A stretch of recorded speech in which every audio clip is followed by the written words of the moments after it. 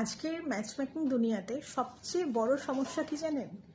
সমস্যা হচ্ছে ছেলেরা দুটো স্ট্যান্ডার্ড একসাথে চায়। তারা চায় হচ্ছে একটা ট্র্যাডিশনাল ওয়াইফ, তাদের মায়ের মতন, আবার তাদের সাথে খাপ খাওয়ার মতন যেন মডার্নও হয়।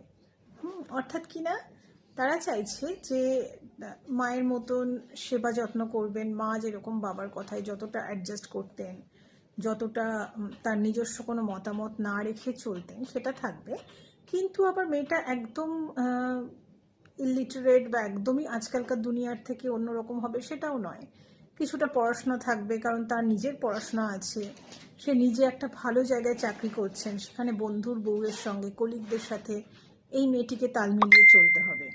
সুতরাং সেটুকু তার মধ্যে আদব কায়দা থাকা উচিত, তার একটা দেখানো স্মার্টনেস থাকা উচিত। সেও উদার হতে রাজি আছে, কিন্তু সে সেটাকে বলে অ্যালাউ করা। অর্থাৎ কিনা আমি তো স্বাধীনতা দিচ্ছি তোমাকে, স্বাধীনতা দিচ্ছি এই টার্মটা খুব ডেঞ্জারাস, কারণ স্বাধীনতা কেউ কাউকে দিতে পারে না। আপনি এমন একজন মেয়ে চাইছেন যে অলরেডি স্বাধীন, সে আপনাকে আর জিজ্ঞাসা করবে না, সে তার নিজের জীবনের ডিসিশন, সে কোথায় চাকরি নেবে, সে কি করবে, এই ডিসিশনগুলো আসলে সে নিজে নেবে।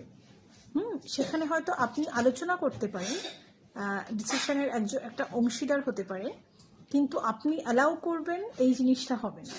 কিন্তু আজকালকার বেশিরভাগ ছেলের মধ্যেই দেখা যাচ্ছে যে তারা যেহেতু এমনভাবে বড় হয়েছে যেখানে বাবা হেড অফ দ্য ফ্যামিলি ছিলেন এবং মা বাবার কথা মতন চলতেন ম্যাক্সিমাম ক্ষেত্রে, তো সেই জিনিসটার থেকে তারা বেরোতে পারছেন না। কিন্তু আবার তাদের রুচি, তাদের শিক্ষা ইত্যাদির এতটাই পরিবর্তন হয়েছে যে তাদেরকে যদি সত্যি এমন একটি মেয়ে দেওয়া হয় যে যার কিনা সত্যি নিজস্ব কোনো সে নেই, তাহলে কিন্তু তারা খুশি হতে পারছেন না, কারণ তারা তখন কম্পেয়ার করছেন তাদের কলিগদের সাথে, তাদের ক্লাসমেটদের সাথে। সুতরাং এই দুটো স্ট্যান্ডার্ডের দোলাচলে আজকে ছেলেরা কিন্তু সত্যি খুব মুশকিলে আছেন। তারা হয়তো নিজেও বুঝতে পারছেন না যে তারা কি চাইছেন। আর সত্যি বলতে কি, একদম ট্র্যাডিশনাল যেই কনসেপ্টটা, সেটা হয়তো আস্তে আস্তে একটু কমছে, এখনও যে নেই তা নয়, কিন্তু ফিউচারে হয়তো আরও কমে যাচ্ছে স্বাভাবিকভাবেই।